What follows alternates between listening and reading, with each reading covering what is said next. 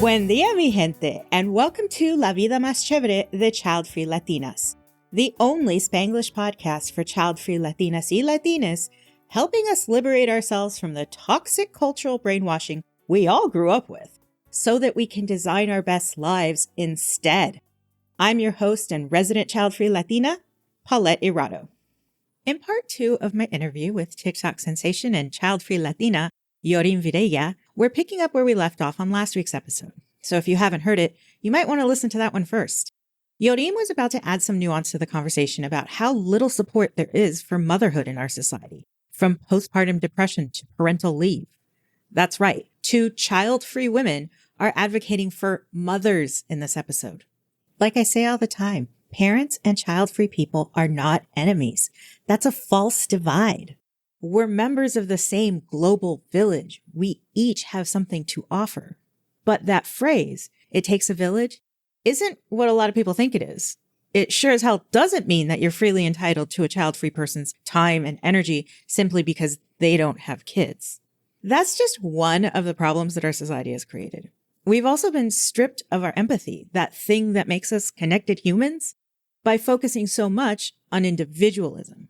Think about it for a minute. It's all about the I'll get mine and fuck you mentality. That's not great.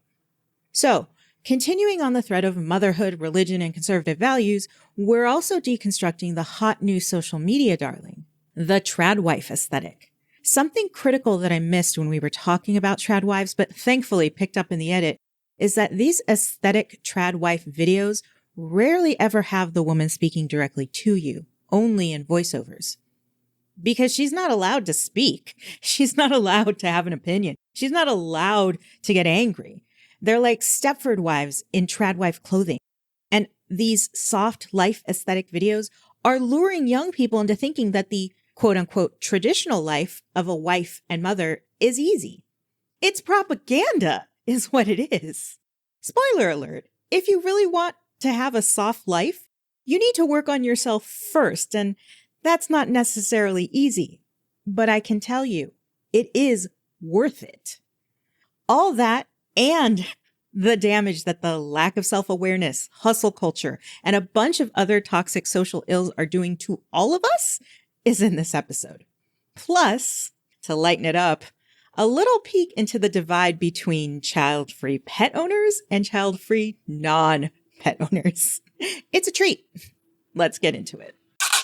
Oh my God, yes. I mean, everything you're saying, this is like topics that I very passionate about, and I agree 100%. I do want to add to the discourse that I do feel that obviously there's a choice that you make, right? Like before becoming a parent, and it's important for you to do the work and have these deeper conversations like you mentioned. I do feel the way we live, especially here in the US, and I'm going to just concentrate here because it's where we live, right? But because we are in a culture of busyness and everything is so fast paced, people literally don't have the time to sit down. That's what I've seen, to sit down and actually consciously decide this is what I have to do. Because a lot of communities are in survival mode because this culture wants that to happen. So I think that's one of the things I tend to say a lot in my videos is like, this is conscious work and we don't live in a conscious society. Mm-hmm. Because it does require a level of depthness that people don't want to go there. It can be scary. There's a lot of conflict. Sitting down with yourself, being okay with being alone, people don't like that. Weirdly enough, like I absolutely love sitting down, reading a good book and having a good conversation. But people are scared of having time for themselves. So there's a lot of codependency happening. They want to be surrounded with noise and they want to think. That's what's going on. So I think that definitely contributes to this mentality of like, well, I'll have kids and I'm not going to think it through. And I turn out well, but you didn't. So, self-awareness. We lack self-awareness. So it's almost what, like 80% of people lack self-awareness, I read somewhere. That's crazy. That's like a really high number. We are biological wired in a way to have kids. So kids are not an achievement. Like anyone can have kids. Now, raising a person, like you mentioned, who is a well-rounded individual to contribute to society, that's an achievement by itself. And it takes a lot of work. So it's interesting how people just feel like having a kid is just trivial. And the thing is, another thing that you touch on, you have this people, wounded people, having children, and it becomes this competition and abuse and this instability at home. And who are the ones who need to deal with that in society? Is us. The rest of us. Like we as citizens, we literally have to fix this in a way, right? But they don't take accountability. They think their kid turned out right, but they're like robbing and doing other crap. You know what I mean? So it's like, oh, I'll do this. I'll have my little kids and then like they can do whatever. And then we are the ones who need to deal with everything, like everything else. So that's why to be a parent, there has to be conscious work to happen, right? Because there has to be a consideration of others also in the community when you bring a child here. So yeah, I agree with you. What's so interesting as you were saying all of this, I realized that phrase, it takes a village. So many people throw that around as a way of claiming entitlement to other people's time and energy. Yes. But at the same time, the village is made up of all of us. The village exists so that we can all depend on one another. And that requires empathy, which I don't think we have. It's so hard because our society, again, without social safety nets, without resources for families, for parents, for mothers, it has been stripped. It is socially acceptable to not be empathetic. Yes. Which is stripping yourself of your humanity. And that's gross. What kind of ridiculous backwards thinking is that? I'm out to get mine, but I want your village. Let's all just go become Genghis Khan then. Just go storming through and taking whatever the fuck we want. Right. It's a very individualistic way of thinking and entitlement, like you mentioned. It's just pervasive and it's so normalized in our culture because of the economics and the type of culture we live in. Like we live in a very capitalistic society that competition and individualism is what's on top and is what is rewarded. And entitlement. So like you mentioned, the village is about society as a whole. Safety nets are a must in this aspect. It's interesting. I'm going to say this because obviously this culture revolves around patriarchy and capitalism.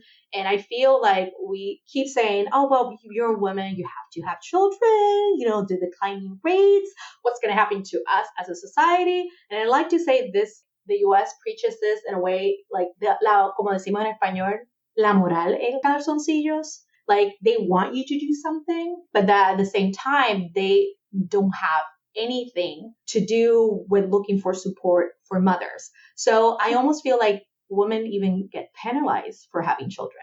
Of course they do.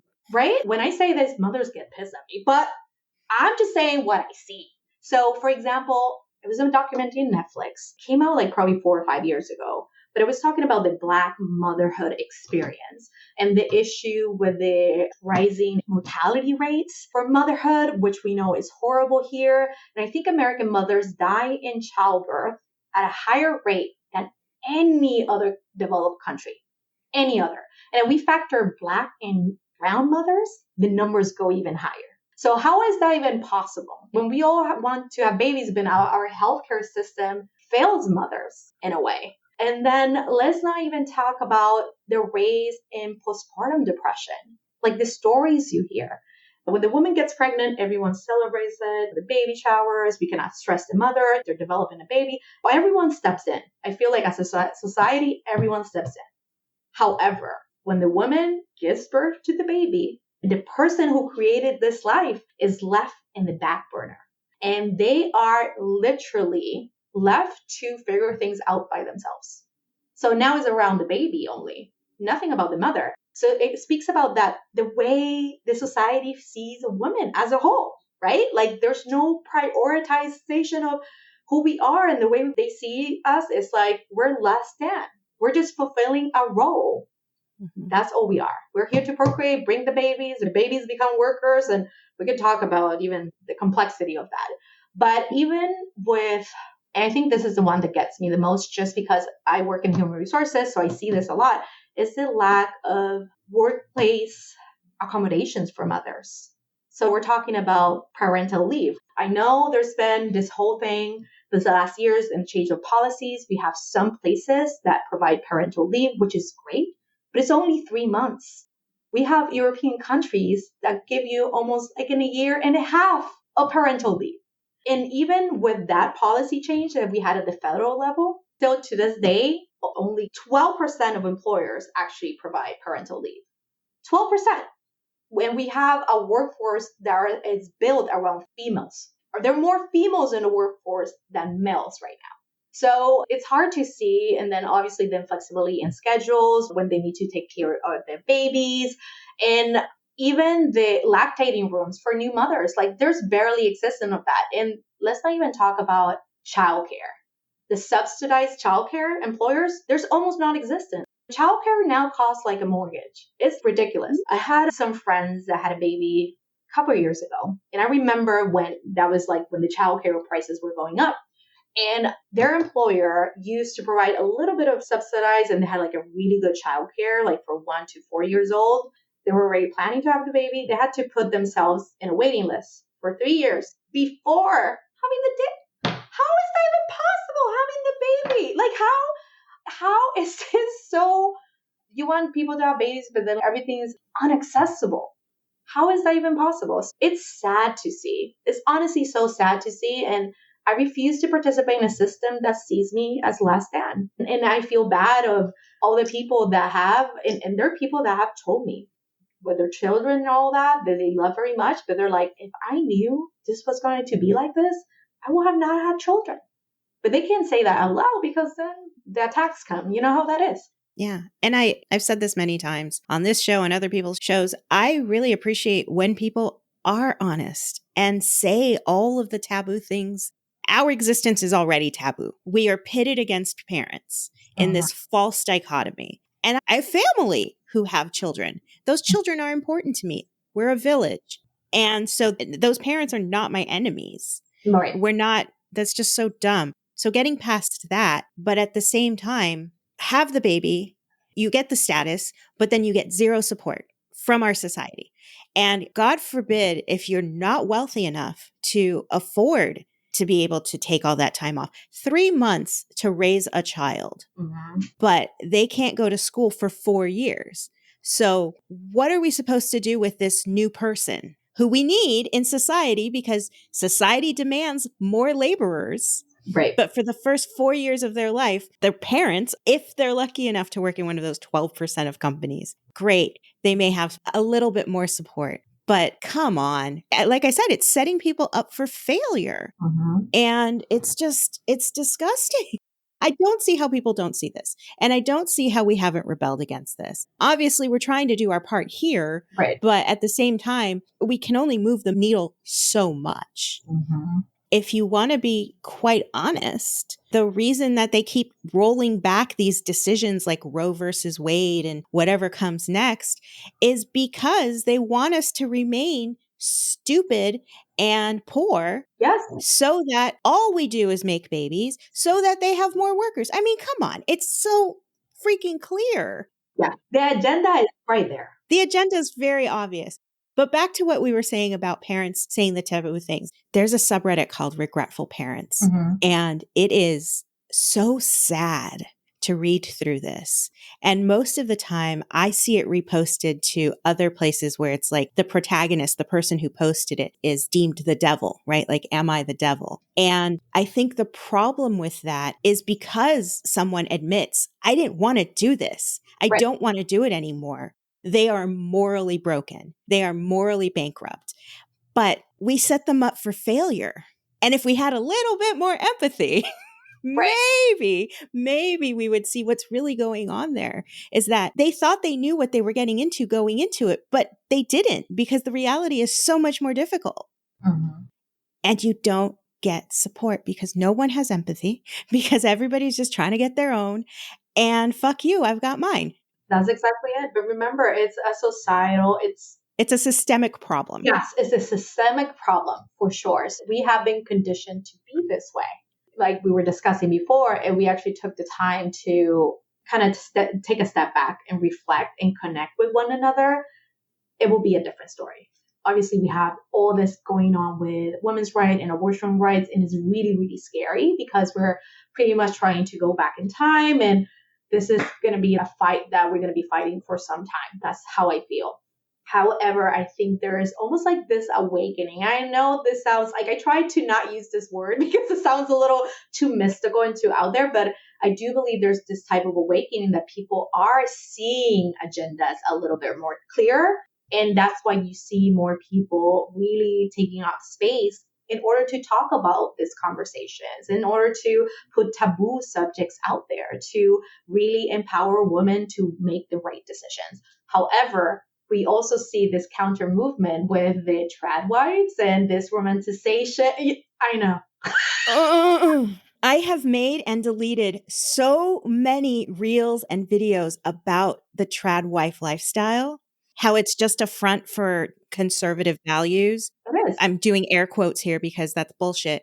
And I am never in the right headspace for what the effect is going to be after. I'm going to be putting myself into a debate, and I don't have the mental space for that. I don't have the emotional bandwidth for it, but I have very strong feelings about it because it pisses me off because Yeah. it's selling a lie.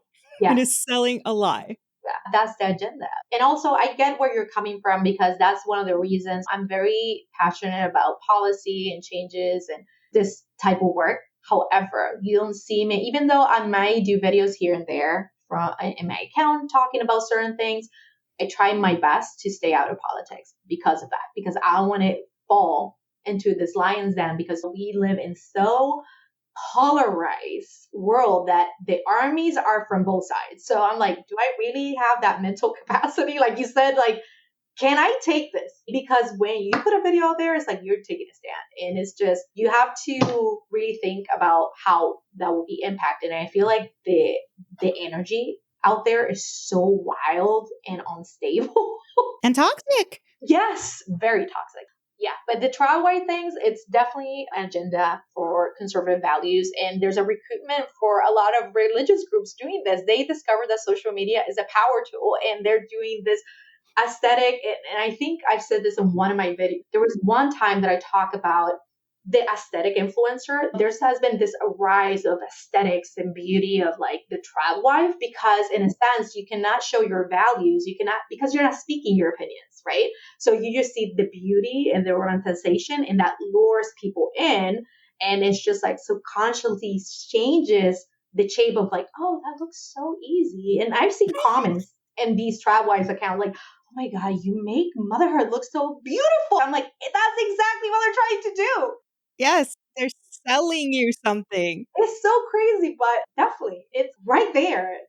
A lot of people go to social media to escape. So I know that's where their traction from TradWise comes from, because they're very good with strategy. They're smart as hell with strategy and how to subconsciously shape these people, especially the young folks. I'm a little concerned about the young Latinas right now because there's this women empowerment movement, and then also trying to bring them back this soft life, which also has to do with conservative values. Yeah. So there's a lot of agendas happening right now. You know what, Yoreim? I bet you we could make an argument that we have soft lives. We do. I'll show you. Yeah, we do. We do. Because my life has one less complication in it for every child I don't have. I don't even have pets. And I know that, okay, in the child-free community, that is a status symbol. That's so true. Oh my God. Are you calling us out? What's going on? No, I'm just saying it's fine if you have pets. Just like I said, it's fine if you have kids. It doesn't negatively impact me. But what I'm saying is like, even within the child-free space, I'm still an anomaly. Right. That's true, because you saw me and I can call myself out. I was like, oh, you have pets? Like, why would I even just think like everyone has pets, all right? Like, why would I think that? But you see, that's why I say that you have to be willing to call yourself out, because we all have stereotypes and biases and subconscious things that just come out. And when it comes out, you're like, whoa, like, why would, what? And it's great that you can check yourself, because that requires self-awareness, right? Which is not something we teach to people. This is something you have to learn on your own. And that shit's hard. it is hard when you don't have a guidepost, a roadmap. How do I become aware of what I want when I don't know what I want? We'll start with what you don't want. That's one tactic. I mean, I determined really early on that I didn't meet my husband until I was 34. So both my brothers had kids by that point. And I was like, okay, I'm just going to be the cool aunt. I'm going to be the titi. And I was really happy being single and the titi. I had time. I had my own money. I had my own space. And then he came along, and if my life had gone in a different direction, I hope I would have still been happy because I was happy. Yeah. I was a full human being by myself. And then along came my person, like you were describing your husband. I think it's also an example of we get to change as people. We get to grow at the end of the day, regardless of whether or not you have children. I hope you are working on yourself. Yes. So that you become self-aware and can then pass that on to your sphere of influence, whether that be your children or your friends and whatever. Absolutely. I think that's the key of living a very good life. Learning about yourself, loving yourself, and self-awareness. And I know there's this movement with the healing thing, and I've been in a healing journey myself. I think we will never be healed from things, but the idea is to become better humans that we've been before, right? Like just a little bit in understanding. I think it's important to be very honest with yourself when life changes. And sometimes you might be very stuck in something and you're obsessed with it. And then it's like something happens that it changed your perspective. And that's growth. And that's what makes us evolve and be better human beings. So for me, it's always been interesting when a lot of people say, oh, I love this person because they've been exactly the same way since they've been 12. I'm like, I mean, I don't think that's good though. No, the person who I was at 12 didn't know anything about the world. I mean, come on. Now, there's another side to that. We could put it in a positive light where they were always a good person. They shined their light on others and they have continued that into adulthood. Okay, great. That's an example. That's not the only example of being a good person. But I am not who I was at 12. I'm not who I was at 34 when I met my husband. And I am proud of the woman that I am today. I'm proud of the person I was in each of those eras. And maybe I've done things in my past that I'm not proud of, but I have grown and I have changed and I have become better. Right. And I'm hoping that we're all doing that. But you're right. All too often, we don't make the time because life is just a constant hustle. Yeah. And you get stuck in the loop. And like I said, you really have to deconstruct and really be conscious and really put the intention of like, wait, why am I getting looped into it? I used to be like that all the time. And I think that's the reason I'm very aware of it. And I use it for myself, to check myself. I used to be so busy. If you live in cities, life is like, everyone is doing 500 things at the same time. It's like, if you're not busy, what are you doing? It's just this mentality here in the US. And I used to be busy and I used to be traveling all the time. And it was always something to do. And then I never had time to do the things I always wanted to do, like create or just be creative and just be myself. And when 2020 came, that was a collective awakening for everyone. I think there was a lot of bad things that happened and we were traumatized collectively and we're still dealing with that. A lot of people don't understand this, but we are. And we also had time to reflect on how we wanted to live our lives. And that was, for me, the very key moment when I said, okay, so I've always been a creative. I always wanted to do all this stuff, but I'm so busy with work and travel. Even though I love traveling, I didn't have time to be alone and do stuff that I wanted to do forever. And that was my turning point. So I feel like 2020 really was a turning point for a lot of people on a global scale. And I think we are more conscious of it, although we still have a lot of work to do. But I sometimes catch myself. I have to catch myself, especially with work and everything. I'm like, no, Yoreim, you have to prioritize. And I have to prioritize rest for my health. And I really have to prioritize creativity. And that's the reason I do my videos and all that, because that fulfills me. You know what I mean? That lights me up. Just talking, just being silly is stupid. That actually, like, it's good for me, like for my heart. Does that make sense? That's probably why you're so successful at it, because you enjoy it. I do enjoy it for sure. Yeah. And it's obvious you do. And I enjoy watching them. I am in your audience. All the things you're saying about creativity, that's how this podcast started. It started as a way to help people find their creative light, their creative force, their just their creativity, because our society, once again, we're talking about toxic cultural norms, kills it for us. So many adults walk around thinking I'm not creative because that's seen as less than. And that's so diminishing of one's potential. But again, if it doesn't serve the patriarchy and the profits too, the idea that everything has to be monetized and nothing can just be for you, it's the hustle culture. And hustle culture is toxic. End of story. It is. However, I do understand you and I are speaking from a point of privilege that some people have to hustle to make ends meet. And that is a completely different thing. That's true. That is a completely different thing. And I want to make sure that we delineate that. Absolutely. So I'm happy that you are embracing your creativity and doing all the things, because I feel like you mentioned people get very, very stuck, and there's a necessity of making money in this culture, and it's for survival. And it's sad because a lot of people don't have the privilege of leisure time, because leisure time is a freaking privilege. And that's something that I struggle with sometimes, because when I talk with people that are really in this loop of surviving, I obviously comes with this perspective, like do this or take 1 hour here. And sometimes they don't even have an hour. Yeah. And I have to check myself, because all of us are living in different planets in a sense inside the US, which is the saddest thing that I've seen in a long time. And I wish we can do more. But I appreciate to see so many women coming out, embracing and talking about creativity and burnout and the importance of rest and self-love, because I think there's an interconnection with that. And we might come with solutions for everyone. So I applaud you for that. Thank you. Thank you. I did want to talk about how you have found your community and connection in the child-free space. You mentioned that you're the only one in your family. So how did you create that for yourself? I'm part of different type of communities that feed different aspects of myself. That's the part I think that has really helped me really feel connected.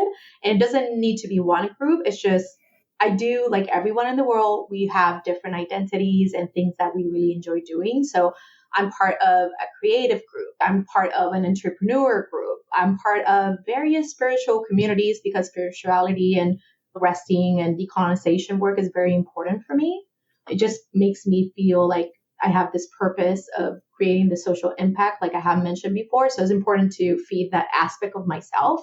And I'm in different parts of that. I have not, however, found yet a child-free community around the DMV area, but I'm on a hunt to find something.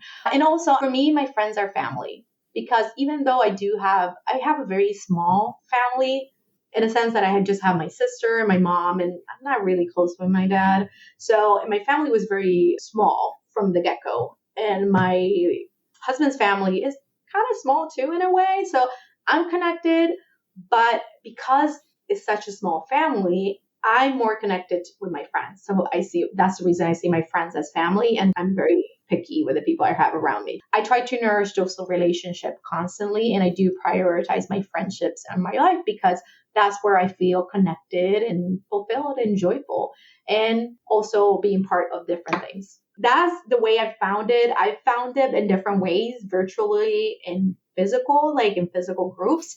And I like to test things out. So I've been part of different ones, but if they don't work, I bounce out. If this is not bringing me joy, or it feels a little off, I'm bouncing out and I'm finding another one. But right now I'm like in 4 or 5 groups that I feel like they're good. And it makes me feel like I'm connected to the ecosystem, if that makes sense. I think that's wonderful. And it really speaks to what I was trying to accomplish with Non-Mom May, that you were number 20 on. I think so. Yeah. And I'm just trying to bring together women who don't have children, because not everybody that's child-free started there. Some people had to go through a painful journey to get there and to the other side, and then learn that there was freedom there that they hadn't recognized, and they could still create a thriving life. And so that's what that community has meant for me. So I'm really grateful to have women like you be a part of that and stand up and take a stand and say, I can do this. You can do this too. I think that's really special. And multiple communities are important because when you put all of your eggs in one basket, it limits the diversity of the things that you get to feel and experience. And the older you get, the more important that becomes, I think, too, because making friends gets harder. It becomes a part-time job. I've seen it set at. And that really hit. I was like, yeah, it takes work. And not all of us have the time or energy, but the people that we end up caring for, that we lock in with, that does become a secondary family. But that can't be the only thing. We were brought up as children to then create our own families, right? That is still part of the societal path because we are pack animals as humans. Yes, our country pushes individualism really hard, but at the end of the day, people need people. And so finding your people based on various interests and likes, and recognizing when one, even though you may have enjoyed it at a time, no longer serves you or it becomes a chore, that self-awareness is really important. And it's a sign of maturity. It's so important. So important. Yeah. Well, thank you so much for being here. We should do this again. Where can people find you? We'll have this all in the show notes. TikTok is my biggest platform at Your Latina Wellness. And Instagram, I'm not a fan of Instagram, sorry. But yeah, you can find me there at Your Latina Wellness as well. Yeah. Fantastic. TikTok, because that's where she is a sensation. That's where you see my more unhinged side, more than Instagram. You know what it's showing is that you're really comfortable with yourself. And that's a really great role model to have. So thank you for being my role model and thank you for being on the show. Well, thank you so much for having me. This conversation was great. And this is Aburrito. Muchísimas gracias for watching La Vida Más Chévere. Check out the audio-only version anywhere you listen to podcasts and join the community over on Substack.